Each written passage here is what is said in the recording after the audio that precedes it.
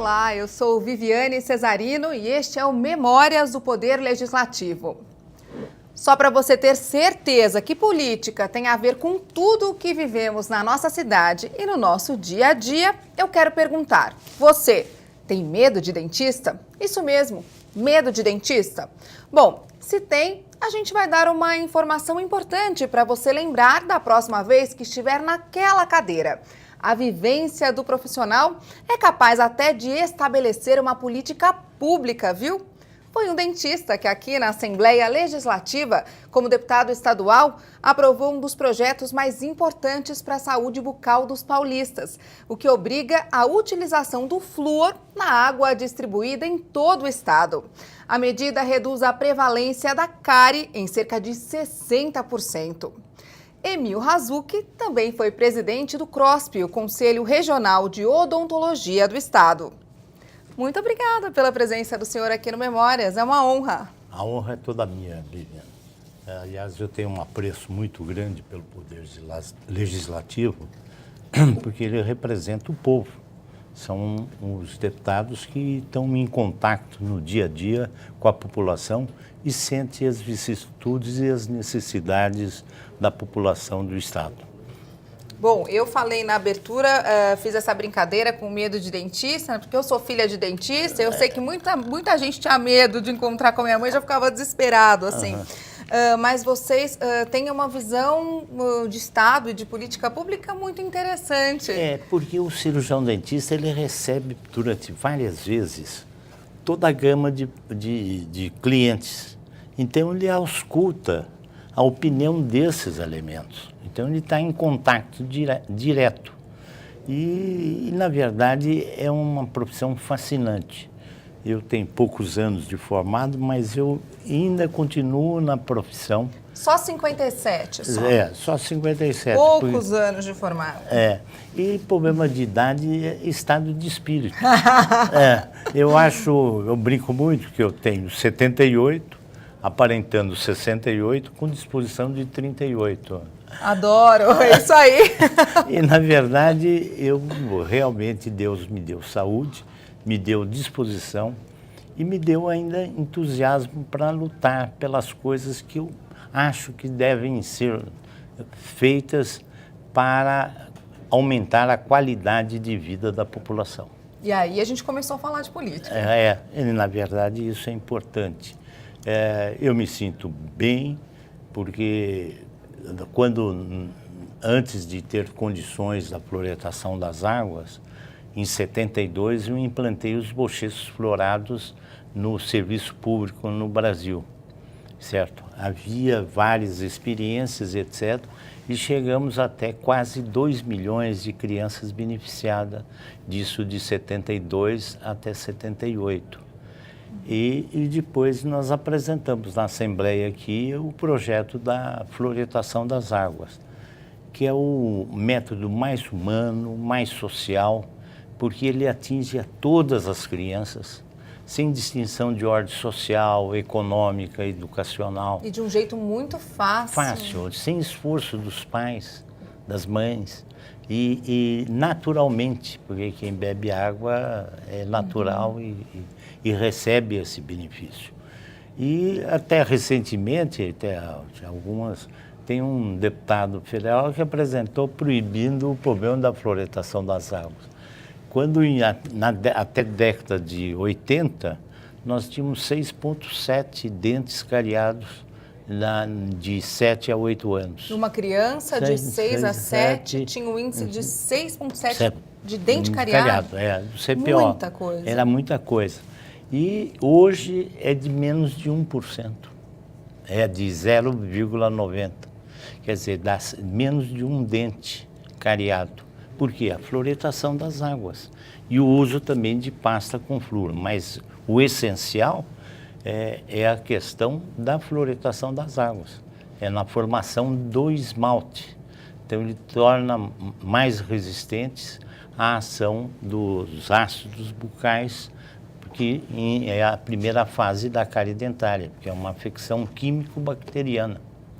Então, naturalmente, você está fortalecendo o esmalte. e com isso impedindo a formação da cárie.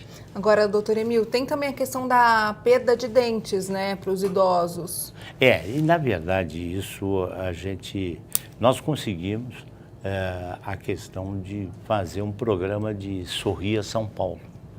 O governador, há 6 anos atrás,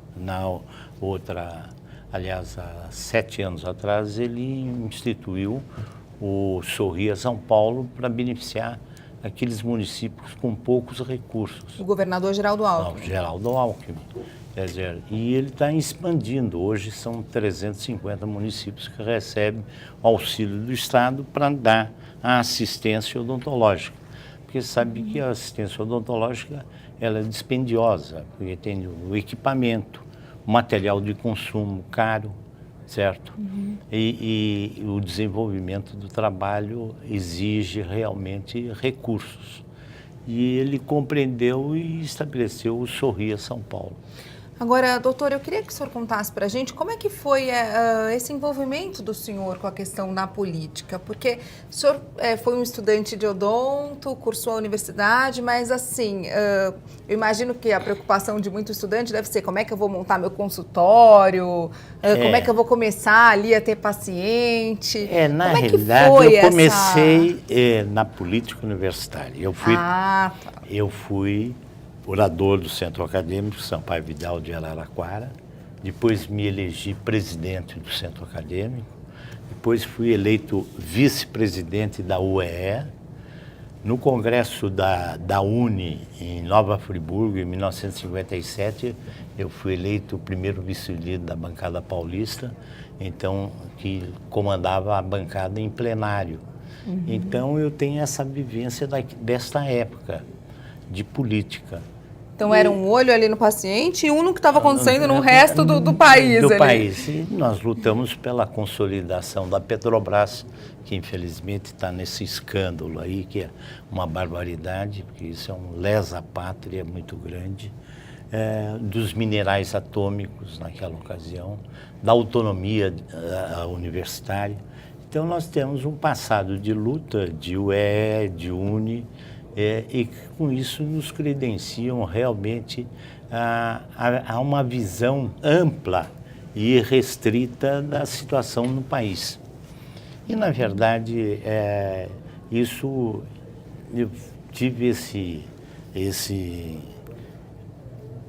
ímpeto, porque meu pai gostava muito, ele era libanês, mas ele adorava o Brasil e lia muito. Então ele dizia que era pena, que era um país fabuloso e que, por falta, às vezes, de boa gestão, tinha problema de defasagens sociais.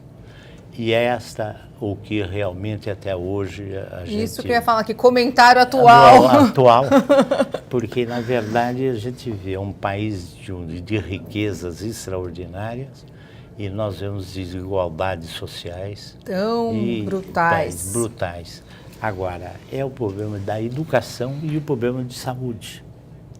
Porque o binômio saúde e educação é fundamental. Então diz que não tem saúde porque não tem educação, não tem educação porque não tem saúde. Então, na verdade, esta foi a minha luta aqui na Assembleia Legislativa. Por isso que eu lutei pela fluoretação das águas, por isso que eu lutei para a criação, inclusive, de amplitude do atendimento da saúde, certo? Eu fiz aqui, eu tinha sido diretor do Serviço Dentário Escolar de 72 a 74. Como diretor do Serviço Dentário Escolar, eu vi absurdos. Quer dizer, que tipo de absurdo? A merenda escolar que tinha o problema de alimentos cariogênicos. Tinha muito açúcar, pão de mel, essas coisas.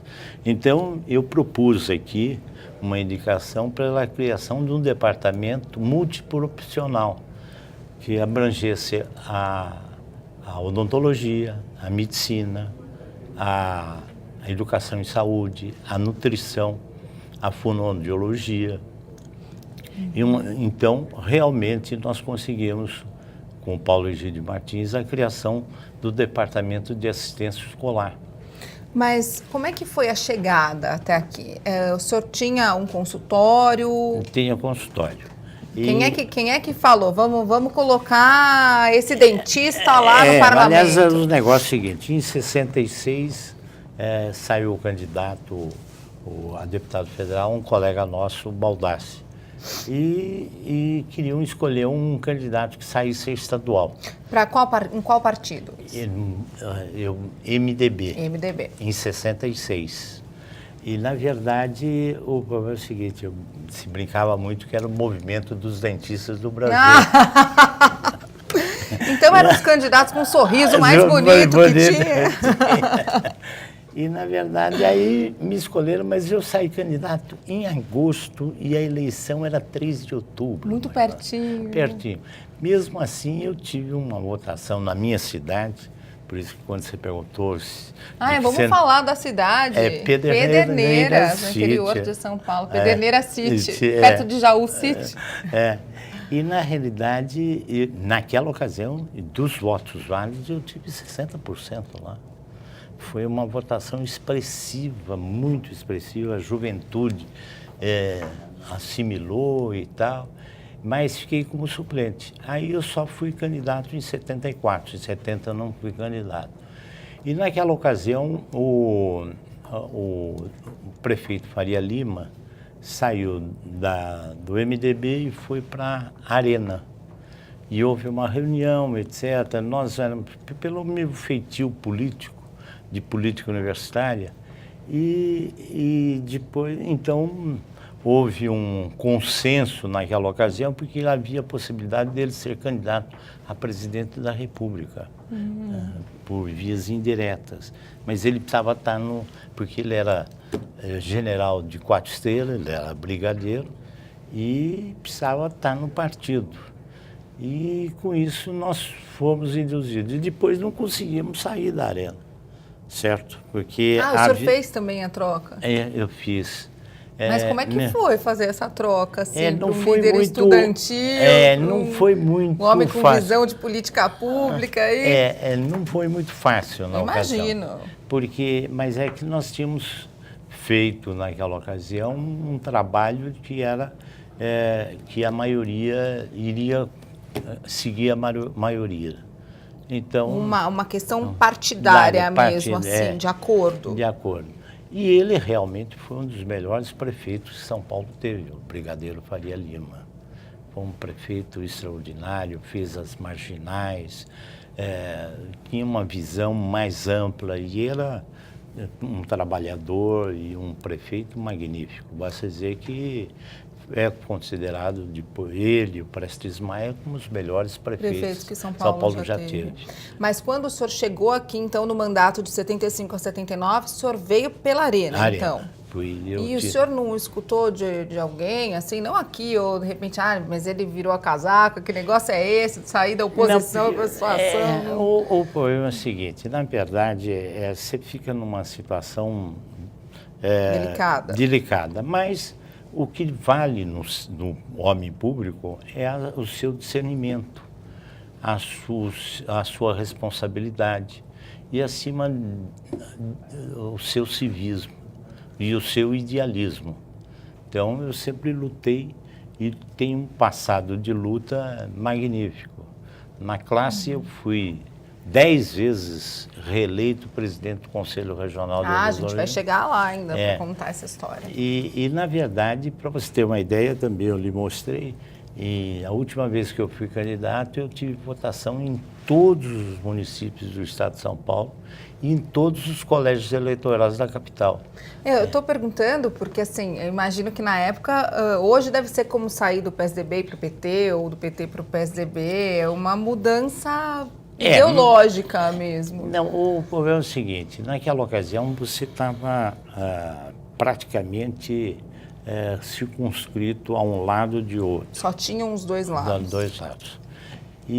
Mas, na verdade, eu mantive a minha dignidade como homem público e, acima de tudo, com o meu idealismo. O senhor nunca se arrependeu de ter trocado o MDB pela Arena? O problema é o seguinte, eu acho que você se arrepende daquilo que você não faz.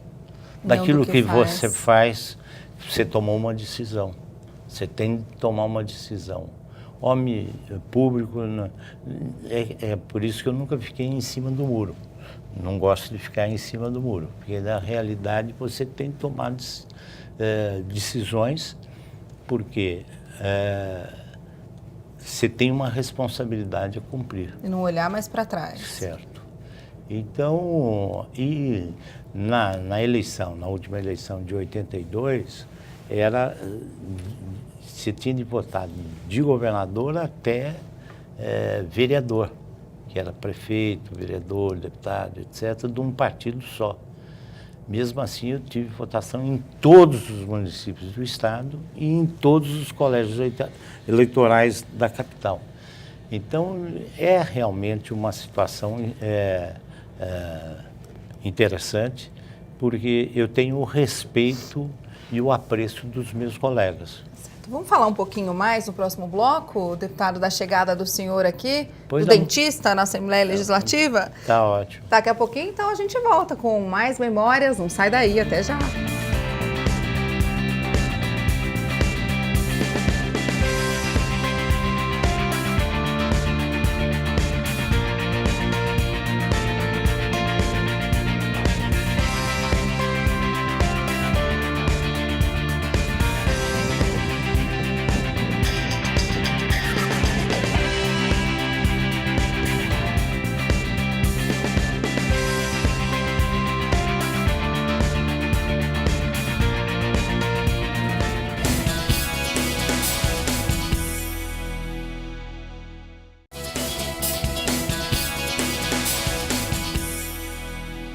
O Memórias do Poder Legislativo de hoje entrevista o ex-deputado estadual e presidente do CROSP, o Conselho Regional de Odontologia do Estado de São Paulo, Emil Razucchi. Eu só queria lembrar do que a gente falou rapidinho no bloco anterior, deputado, daquela votação que o senhor teve em todos os municípios, né, do estado.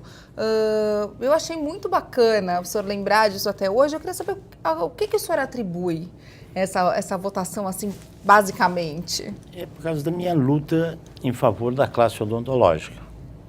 Começou na faculdade, certo? Continuou, depois de formado, como presidente da Associação Paulista de Odontopediatria, diretor da Associação Paulista de Cirurgiões Dentistas, presidente da Associação Brasileira de Odontopediatria. Chegamos até presidente da Associação Latino-Americana de Odontopediatria, e isso nos credenciou e tivemos aquilo que é fundamental, a credibilidade dos colegas.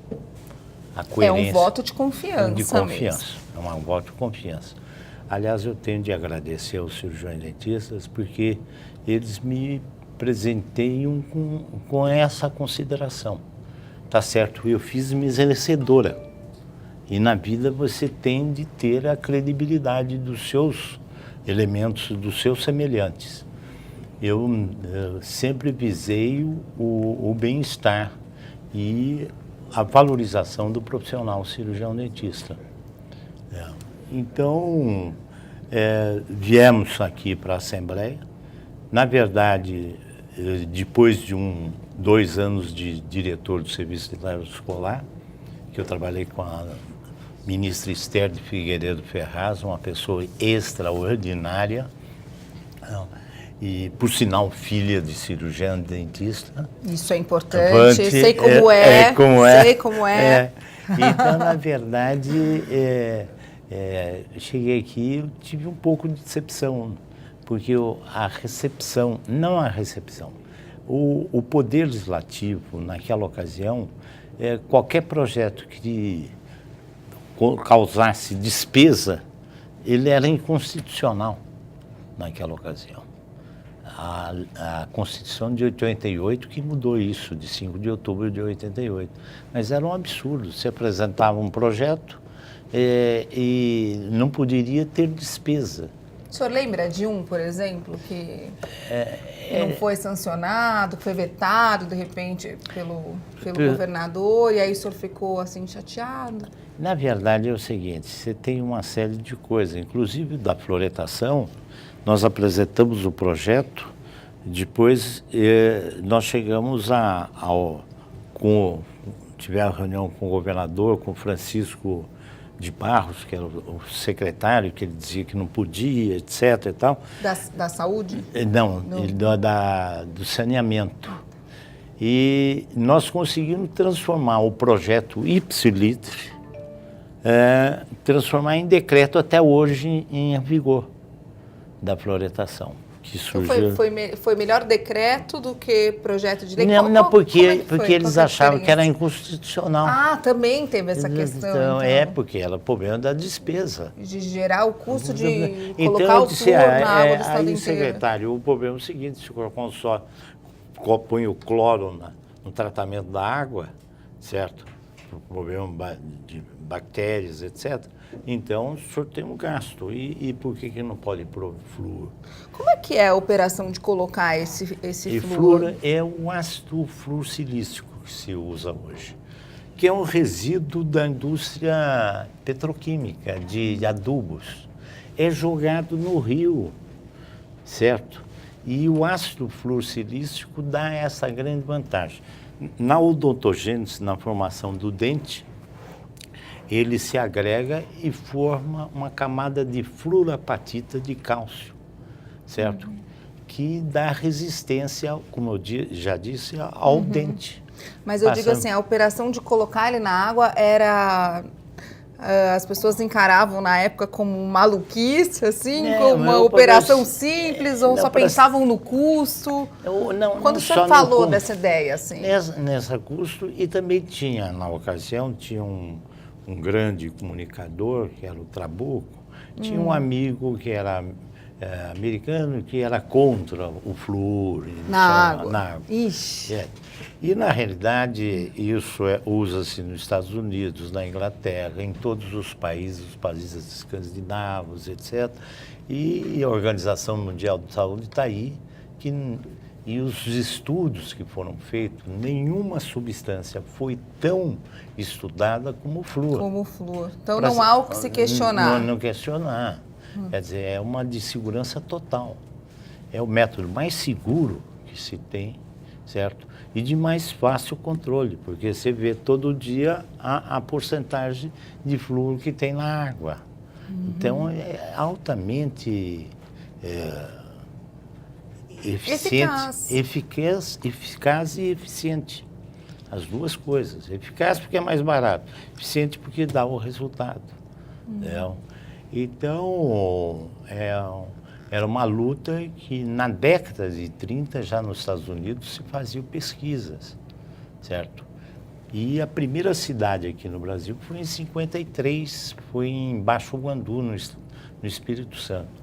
E depois, realmente, a luta veio Araraquara, veio Marília, veio Campinas. Já tinham umas iniciativas aqui no estado. E no resto do país também. Também, certo? Poucas, mas hoje o governador Geraldo Alckmin está colocando em todos os municípios do estado de São Paulo, porque da Sabesp é obrigado pela legislação. São 396 municípios.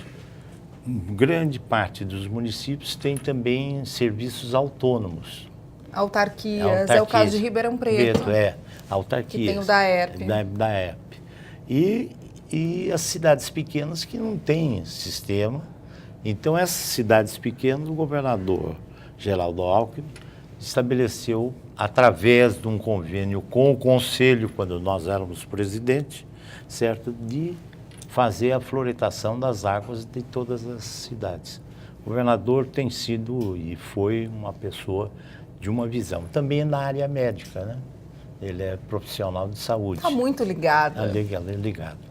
E ele realmente foi de um espírito extraordinário. Na verdade, essa questão da floretação foi fundamental, certo? E o que eu lutei aqui e consegui em dois projetos, duas vezes, era o profissional de odontologia que não era valorizado. Porque é o seguinte, eu fui bolsista do governo francês em 63, certo? Fiquei 8 meses na faculdade, entre a Faculdade de Medicina de Paris e a Faculdade de Medicina de Bordeaux. E lá ele faz 7 anos de medicina e 2 anos de estomatologia. E tem também o cirurgião dentista, mas o trabalho que eu fui, o estudo que eu fui fazer, era na Faculdade de Medicina. Então eu fiquei como bolsista do governo francês. Então, na realidade, o cirurgião dentista, ele trabalha num campo extraordinário. A primeira fase da digestão se realiza na cavidade bucal. E grande parte dos alimentos, a hidrólise dos alimentos, a decomposição dos alimentos, iniciam na cavidade bucal. É o caso do amido, que tem no arroz, no feijão. Então, na verdade, ele transforma o amido em destrose e maltose, certo? Que são calorias, pela ação da pitialina, que é uma enzima que tem na saliva. Né? Então, essa hidrólise se realiza na cavidade bucal. A primeira fase da digestão se realiza na cavidade bucal. Por isso que é tão importante. Isso. Aliás, há 2 anos atrás, um médico japonês de 104 anos disse que ele fez ginástica, etc. E tal, ele disse, olha, para manter a saúde era comer pouco e mastigar bastante. Certo? Porque na realidade também. Porque o brasileiro não mastiga. É um desespero, né? Desespero. E a hidrólise, o bolo alimentar, que vai dar uma boa digestão e um bom aproveitamento dos sais minerais, das vitaminas, das proteínas e das calorias, é um bolo alimentar bem elaborado. Mas quando o senhor diz que na época que o senhor estava aqui como parlamentar faltava uma valorização profissional, era um reconhecimento salarial, por exemplo, de falta de remuneração, para a importância que esse trabalho tem? Inclusive nós conseguimos, junto ao governador, porque na verdade até o negócio é o seguinte, conseguimos com a lei complementar 180, a última lei nós conseguimos. Por quê? Naquela ocasião, para se formar um cirurgião dentista, precisava 4.920 horas. Um engenheiro era 4.300 horas. Um arquiteto, 4.020, certo? Para você ter uma ideia, o advogado era 2.600 horas. Isso na universidade? Na Universidade de São Paulo. Certo? E naquela ocasião, na medicina tinha 52 candidatos para uma vaga, na odontologia tinha 47. Na engenharia, 29, na arquitetura, 21. Então apresentamos esse trabalho e, na realidade, conseguimos um enquadramento do cirurgião dentista, certo? Na primeira faixa, então na isonomia com as outras profissões de engenheiro, médico, etc. Então, porque, na verdade, depois do soldado em guerra, depois do bombeiro, certo? E do cirurgião, a profissão mais desgastante é o do cirurgião dentista. Porque o trabalho no campo de trabalho é pequeno, certo? Dificultado com a língua, com a saliva, com a contaminação, com o risco da contaminação também. A parte emocional do paciente, etc. Hoje, na realidade, as crianças, quando você deu a abertura, hoje a criança vai alegre no consultório, porque quase que ela não tem a cárie que tinha-se antigamente. É verdade. O meu filho tem 7 anos e nunca teve nenhuma, mas ele é neto de dentista, né? Minha mãe fica ali, ó, olhando. Além disso, ele toma água fluoretada. Verdade. Isso é um benefício. Quer dizer... Tem a questão da profissão também ser uma das mais confiáveis. Sim. Que existe. Foi o trabalho feito pelas seleções. A revista Seleções, há 3 anos atrás, depois do bombeiro, era o do cirurgião dentista. E a gente fica, por quê? A gente torna-se praticamente um interlocutor com o cliente. Mas o senhor estava falando da criança não ter medo, quem tem medo é adulto. Tem muito marmanjo que tem medo de dentista ainda. E a criança não conhece, ela vai na curiosidade também.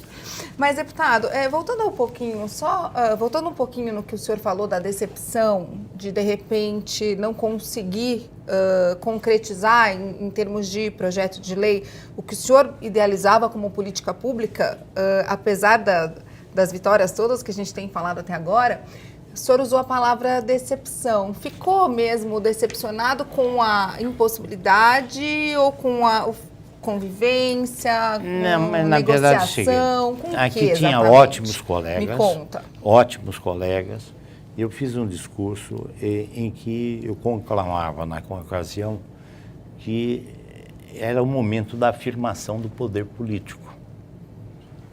Poder político, porque para ver o desprendimento dos deputados, no sentido de mostrar à sociedade que ele está realmente interessado no bem-estar, na qualidade de vida das pessoas, etc. Ele é um representante. É um representante. E muitos acompanhavam, mas uma boa parcela também não era elementos, visava mais o interesse pessoal. Né? Quer dizer, é uma coisa que realmente eu ressalto e elogio os bons deputados, que tem bons deputados aí, mas naquela ocasião teve-se alguns que realmente não representavam condignamente.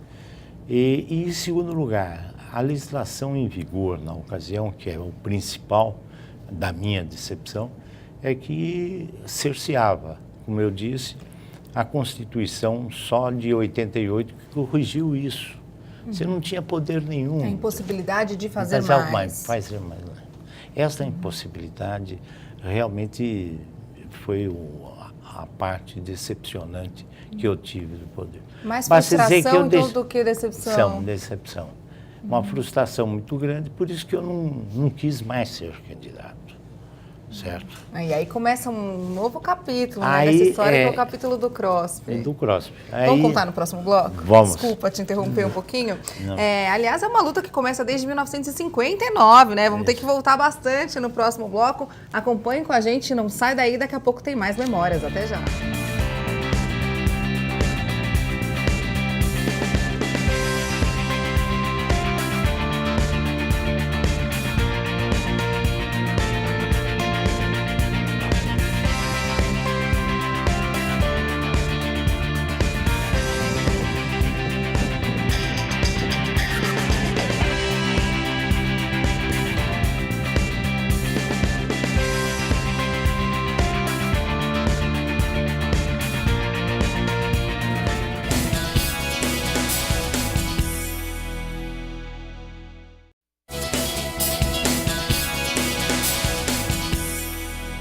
Obrigada por continuar com a gente. O Memórias hoje entrevista o ex-deputado estadual e ex-presidente do CROSP, o Conselho de Odontologia do Estado de São Paulo, Emil Razucchi. Essa questão de um conselho representativo, que também tem muito a ver com ser deputado, né, que é o representante ali do povo, o conselho é o representante de uma classe, de uma categoria. É uma luta muito antiga também, da década de 50. Exato. Na realidade, eu me formei em 57, e em 57 foi que a medicina conseguiu a criação do seu conselho. Do CRM. CRM. Foi em 30 de setembro de 57. E nós éramos presidente do centro e lutávamos porque o conselho é um órgão que visa manter a ética e também o bom desempenho profissional. E que nós queremos é isso, quer dizer, separar o joio do trigo, certo? E na realidade eu acompanhei naquela ocasião como presidente do centro em Araraquara. Aí vim para São Paulo, fiquei como diretor de comunicação da Associação Paulista de Cirurgiões Dentistas e fui designado, até tenho uma ata da reunião de 19 de outubro de 59, que foi aprovado o envio ao Rio do Dr. Emil Razuc, presente à reunião, para, junto ao deputado Ranieri Mazzilli, tratar da criação do Conselho Federal de Odontologia. Até então não existia. Não existia. E depois, a reunião do dia 26 de outubro, em que nós falávamos de que tínhamos estado com o deputado Ranieri Mazzilli no Rio de Janeiro, não existia Brasília, porque Brasília foi inaugurado em 60, e que ele se prontificou a nos auxiliar nesse sentido. E nós entregamos um anteprojeto da criação do Conselho Federal e Conselhos Regionais de Odontologia. Isso está aqui a ata que traduz a realidade e os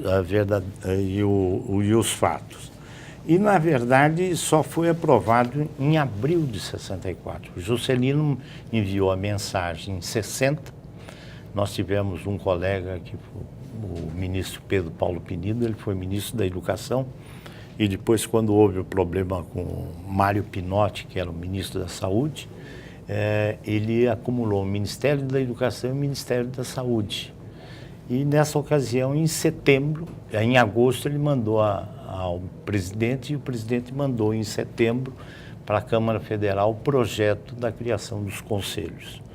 Foi uma luta intensa de toda a classe, mas felizmente, eu fiz parte desse grupo de idealistas que lutou na ocasião, certo?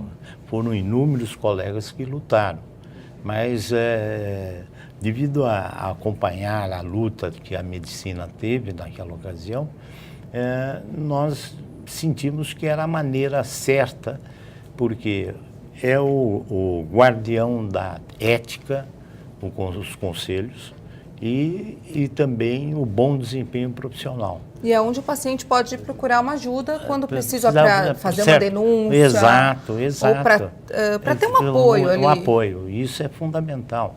Porque o saber quem é quem interessa muito para o paciente. Né? Um assunto eu apresentei aqui, e eu tenho os documentos aqui, a questão da defesa do consumidor.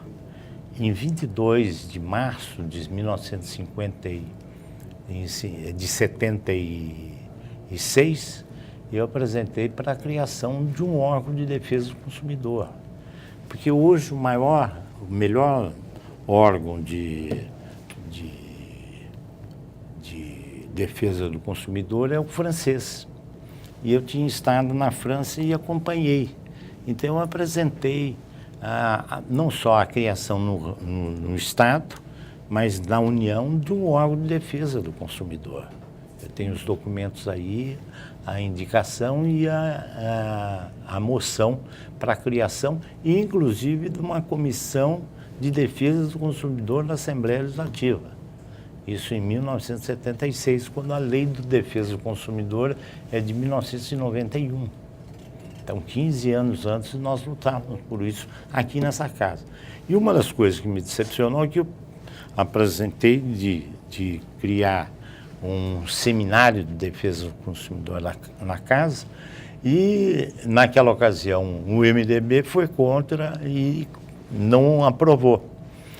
Aí eu consegui, com o presidente da ocasião, que era o Leonel Júlio, fazer o seminário com o apoio da presidência. E foi feito o primeiro seminário de defesa do consumidor da Assembleia Legislativa em junho de 76. Totalmente de vanguarda, discutir direito de consumidor na década de 70. Então, realmente, porque eu tinha vivido. E hoje você vai na França, você vai numa banca de jornal, você compra 60 milhões de consumidores, que é uma revista em que analisa as qualidades dos produtos. Tem um ranking. Que é realmente, essa questão de defesa do consumidor foi uma bandeira que eu sempre lutei. E deve haver, porque realmente o consumidor é menosprezado nesse país. É o lado mais fraco. É o mais fraco. Então, até hoje. E o PROCON foi uma consequência também disso, da luta, mas lá no Instituto, na França, ele tem independência. Independência do governo. Do governo. Ele usa os órgãos do governo para pesquisas, análise de produtos, etc., mas ele tem a plena liberdade de autonomia. Então, é o representante dos jornalistas, é o representante das donas de casa, dos trabalhadores, dos empresários, etc. E esse colégio é que decide quais são as lutas do Instituto de Defesa do Consumidor, certo? Bacana. E eu apresentei isso. E naquela ocasião eu disse, não, porque foi apresentado por um deputado da Arena como se a ideia fosse deste ou daquele. Então, uma das frustrações que eu disse foi esta. Então, essas coisas é que não, você tem que ter um espírito aberto.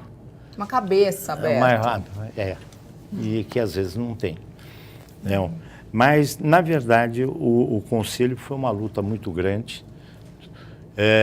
Foi aprovado e sancionado quando era presidente, do dia 4 de abril a dia 15 de abril de 64, ficou como presidente o Ranieri Mazzilli. E, circunstancialmente, ele que sancionou a lei. Então, disse, não, porque essa lei foi da Revolução, quando não, na realidade, ela foi enviada em 60. Então, na verdade, ela foi sancionada em 1960, por coincidência, em 64.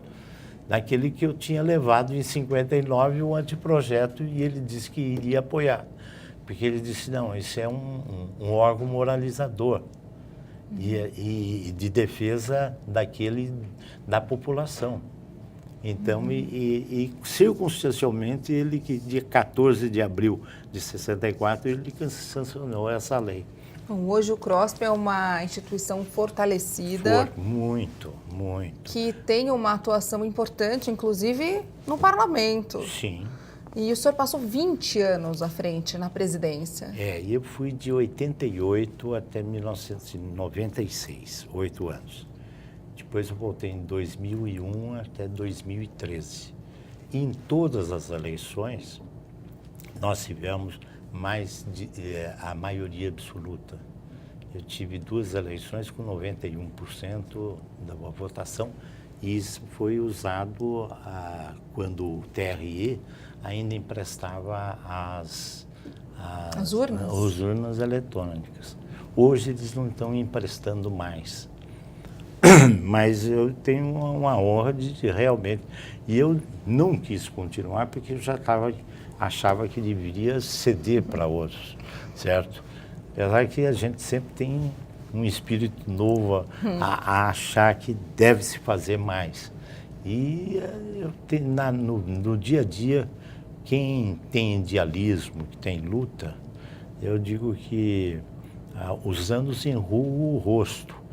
Mas se perder o ideal, se enruga a alma, certo? Com certeza. Você tem de manter o idealismo e o civismo, porque a gente luta e tem esperança de dias melhores para esse país. Então, quando pela primeira vez nós vimos que o Joaquim Barbosa conseguiu levar à frente a questão do mensalão, certo? Esse moço Moro, lá no Paraná, está fazendo um trabalho espetacular, certo? Isso é importante, porque quem deve tem de pagar, porque o que se fez não podia se fazer. 10 milhões de reais é muito dinheiro. Eu sou Emil, não cheguei em milhão. E desse pessoal que a gente tem que ter medo, né? Não do dentista, né? Exato. Eu queria saber como é que estar do outro lado, porque quando se comanda uma instituição como o CROSP, incentivadora também e formuladora de política pública, para que essa política pública seja colocada em prática, é preciso sensibilizar o agente público, o gestor. Como é que se faz isso estando do lado de fora? Na verdade, é o seguinte, como no Conselho nós tivemos a questão da floretação das águas, nós fazemos um programa e concurso à saúde bucal, que eu fiz convênio com a Unesco. nós fizemos durante 10 anos seguidos. Foi considerado pela Unesco o maior programa pedagógico de saúde bucal do mundo, certo? Nós tivemos na Unesco, apresentamos o nosso programa e temos o convênio da Unesco, que é nas escolas do estado e nas escolas aqui do município. Nós fizemos durante 10 anos isso. Quer dizer, é um trabalho magnífico, porque você tem de orientar. Se a criança aprender que ele tem de mastigar, então ele vai, através do professor, isso é fundamental. Que ele tem de fazer a higienização para impedir a como é que escova o dente direitinho. Todos esses aspectos são fundamentais. Os maus hábitos, certo? Para evitar a maloclusão dentária.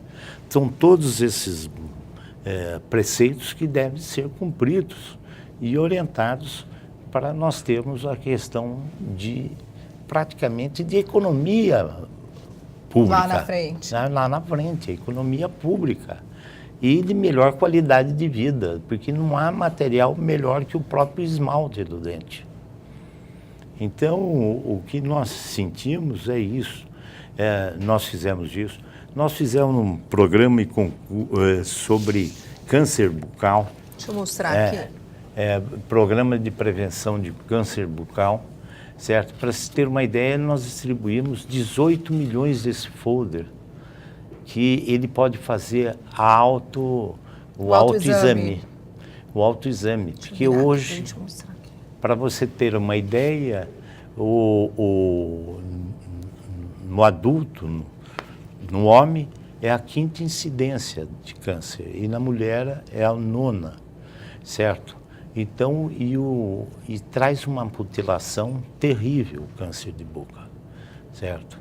E então, se realmente um câncer de língua diagnosticado precocemente, não há a propagação.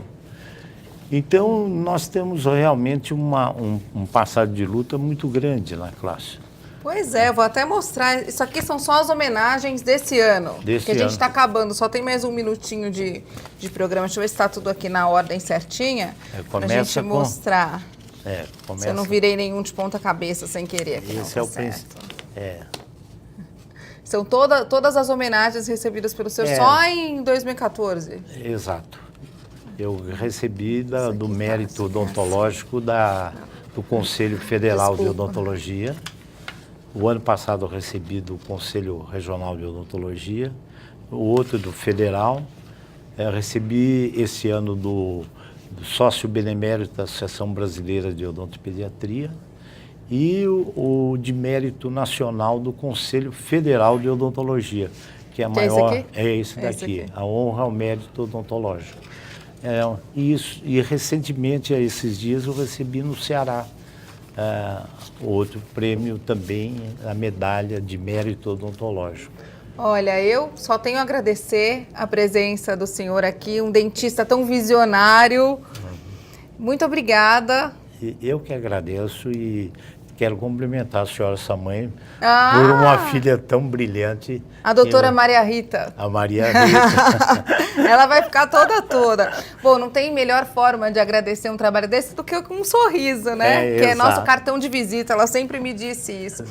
Parabéns pelo trabalho do senhor, por essas homenagens todas e muito obrigada por ter participado do Memórias. Eu que agradeço e esse Memórias realmente é um programa que dá uma motivação maior.